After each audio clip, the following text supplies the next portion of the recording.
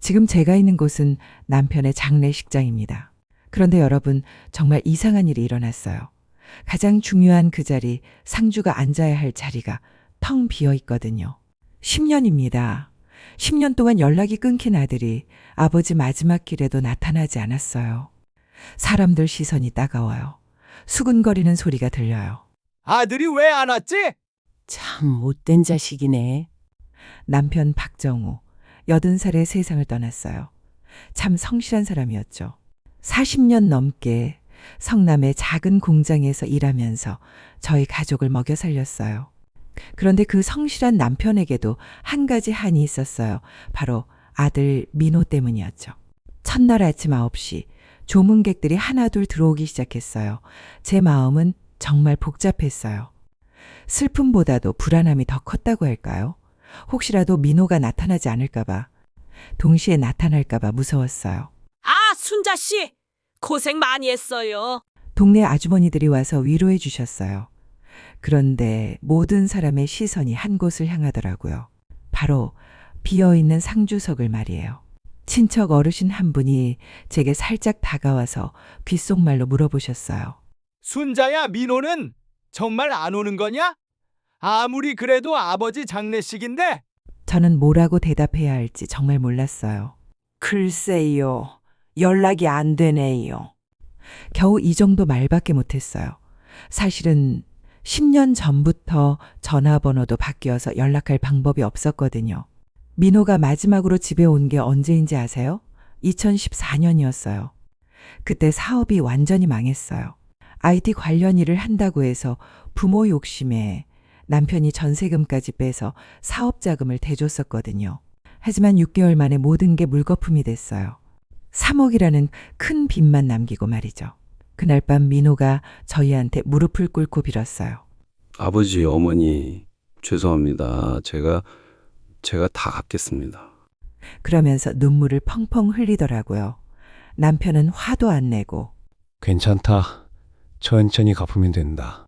했는데 그 다음 날 아침 민호는 흔적도 없이 사라져버렸어요. 조문객이 점점 늘어났어요.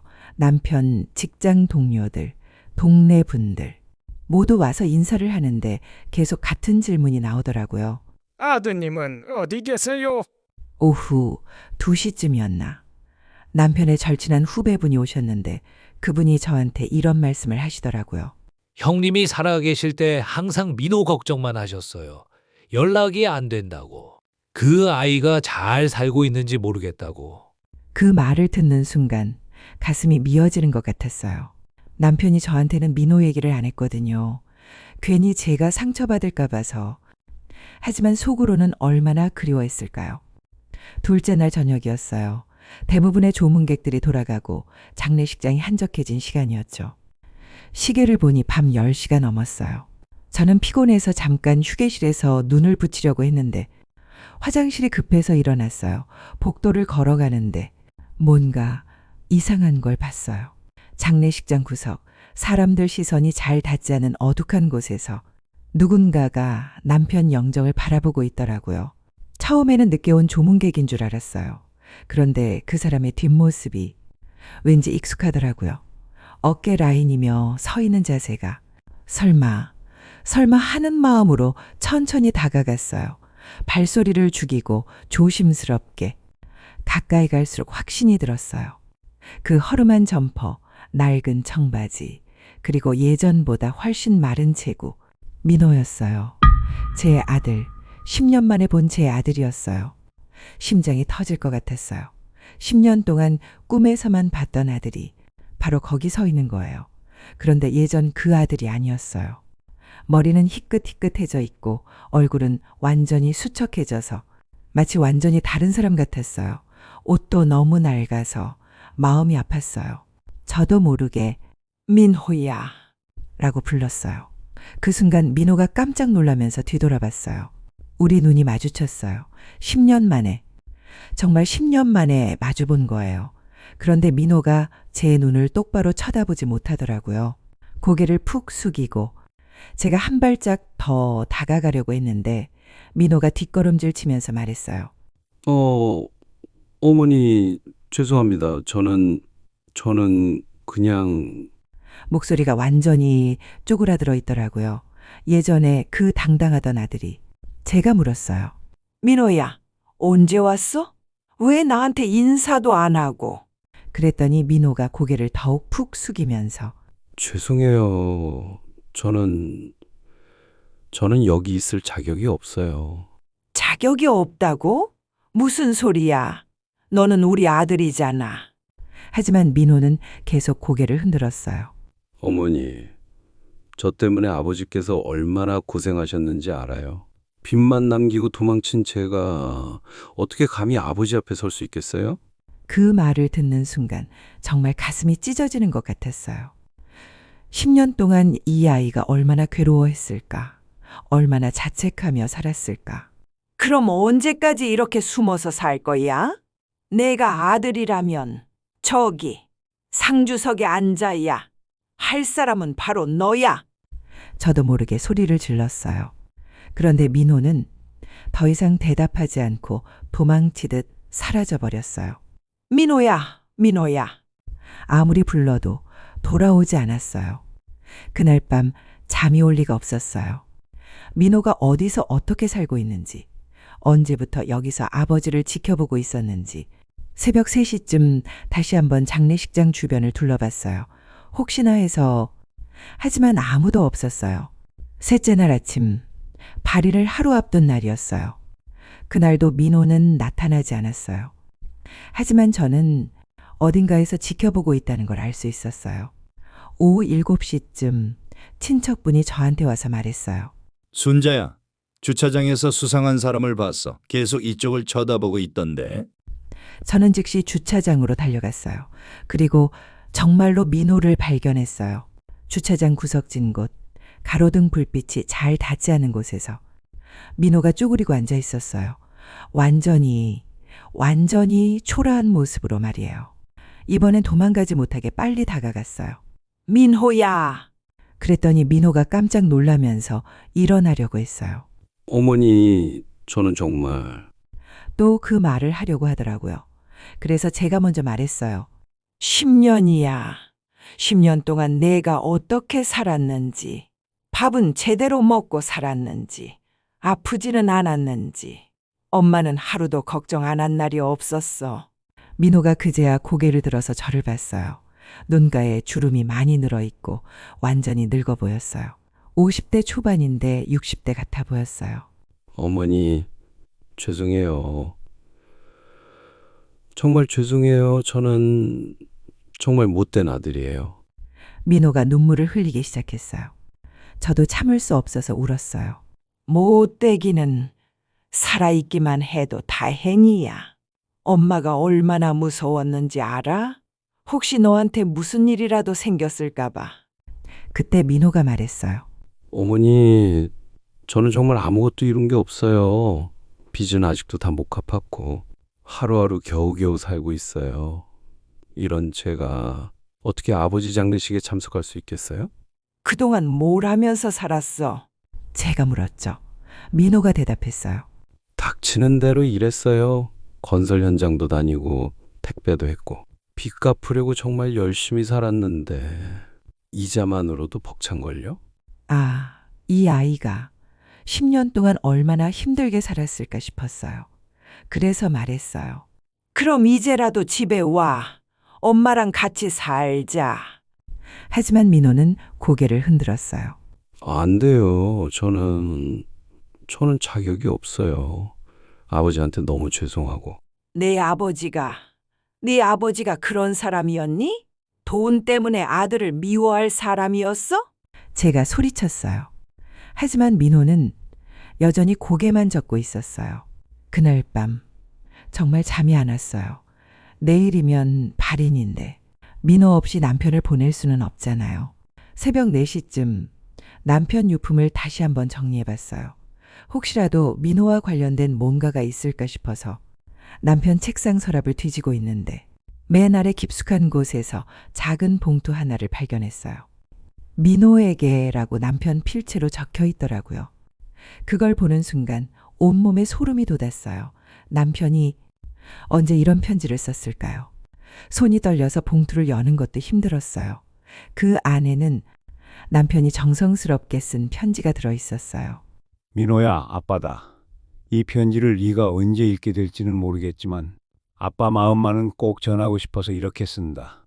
아빠는 네가 실패했다고 해서 너를 포기한 적이 없단다. 사람은 누구나 넘어질 수 있어. 중요한 건 다시 일어서는 거야. 네가 사업 망하고 집을 떠났을 때 아빠는 화가 난 게 아니었어. 오히려 미안했다. 더 도와주지 못해서, 더 좋은 아빠가 되지 못해서 말이야. 10년 동안 하루도 너를 그리워하지 않은 날이 없었어. 밤마다 꿈에 네가 나왔단다. 어린 시절 네 모습 말이야. 만약 아빠 장례식에 올 용기가 없다면 괜찮다. 언제든 좋으니까 엄마 손을 잡아다오. 그 순간이 네가 다시 우리 가족이 되는 날이야. 민호야, 아빠는 네가 자랑스럽다. 어떤 모습이든 상관없어. 넌 내 아들이니까. 편지를 읽으면서 눈물이 멈추지 않았어요. 남편이 이런 마음이었다니. 그리고 편지 맨 마지막에 이런 문장이 있었어요. PS 엄마한테는 비밀이야. 엄마가 너무 슬퍼할까봐. 하지만 꼭 필요한 순간에는 이 편지를 보여주렴. 아, 남편이 이미 다 알고 있었구나 싶었어요. 언젠가 이런 순간이 올 것도, 민호가 돌아올 것도. 발인 전날 밤 11시, 저는 그 편지를 들고 다시 민호를 찾아 나섰어요. 이번에는 꼭 만나야 했어요. 장례식장 주변을 모두 뒤져봤어요. 주차장, 공원, 근처 21시간 카페까지 없었어요. 포기하려던 순간 장례식장 뒤편 담벼락 근처에서 작은 움직임을 봤어요. 가까이 가보니 민호가 쪼그리고 앉아서 훌쩍훌쩍 울고 있더라고요. 이번에는 조용히 다가갔어요. 그리고 민호 옆에 앉아서 아무 말 없이 그 편지를 건넸어요. 이거 내 아버지가 너한테 쓴 거야. 민호가 깜짝 놀라면서 저를 봤어요. 그리고 떨리는 손으로 편지를 받았어요. 편지를 읽는 민호의 얼굴, 정말 잊을 수가 없어요. 처음에는 놀란 표정이었다가 점점 눈물이 고이더니 마지막에는 와락 저한테 안기면서 아이처럼 울기 시작했어요. 엄마, 미안해요. 정말 미안해요. 정말 바보였어요. 아버지가 이런 마음이었는데. 저도 민호를 꽉 안아주면서 말했어요. 괜찮아. 다 괜찮아. 네 아버지도 이제 마음 편히 가실 수 있을 거야. 그렇게 한참을 울었어요. 10년 동안 쌓였던 모든 것들이 그 순간 다 풀어지는 것 같았어요. 민호가 저한테 말했어요. 엄마, 내일 아버지 마지막 길 제가 모시겠어요. 늦었지만 아들 노릇하겠어요. 그 말을 듣는 순간 정말 기뻤어요. 남편도 기뻐할 것 같았어요. 발인 당일 아침 7시 장례식장에 들어갔을 때 더 이상 빈 상주석은 없었어요. 민호가 그곳에 앉아서 아버지 영정을 바라보고 있었어요. 10년 만에, 정말 10년 만에 제대로 된 우리 가족의 상주가 생긴 거예요. 민호는 더 이상 숨지 않았어요. 당당하게 아들로서 그 자리에 앉아 있었어요. 조문객들이 하나둘 들어오기 시작했어요. 어제까지 아들이 어디 있냐고 수군거렸던 사람들이 이제는 민호에게 정중 인사했어요. 아드님, 고생 많았어요. 아버님이 정말 자랑스러워 하실 거예요. 민호가 떨리는 목소리로 중얼거렸어요. 아버지, 늦어서 정말 죄송해요. 이제야 왔어요. 그 순간 남편 영정 속 얼굴이 환하게 웃고 있는 것 같았어요. 마치 잘했다, 잘 왔다, 기다리고 있었다고 말하는 것처럼요. 발인 행렬이 시작됐어요. 민호가 아버지 영정을 들고 맨 앞에서 걸었어요. 10년 동안 못다한 효도를 그 짧은 시간에 다 하는 것처럼 보였어요. 화장장에 도착해서 마지막 작별을 할 때였어요. 민호가 아버지께 말했어요. 아버지, 편지 고맙습니다. 앞으로는 엄마 잘 모시겠습니다. 아버지 자랑스러운 아들이 되겠습니다. 그리고 저한테도 말했어요. 엄마, 이제 집에 가요. 우리 집에. 지금 민호는 저와 함께 살고 있어요. 아직도 빚은 남아있지만 이제는 혼자가 아니에요. 가족이 함께 해결해 가고 있어요. 가끔 민호가 그래요. 엄마, 그때 아버지 편지가 없었다면 저는 평생 돌아오지 못했을 거예요. 남편이 정말 지혜로웠던 것 같아요. 살아있을 때는 민호를 부르지 않았어요. 그 아이가 스스로 준비될 때까지 기다려줬어요. 그리고 정말 필요한 순간에 그 편지로 우리를 다시 이어줬어요. 지금 생각해 보니까 그 빈 상주석이 오히려 다행이었을지도 몰라요.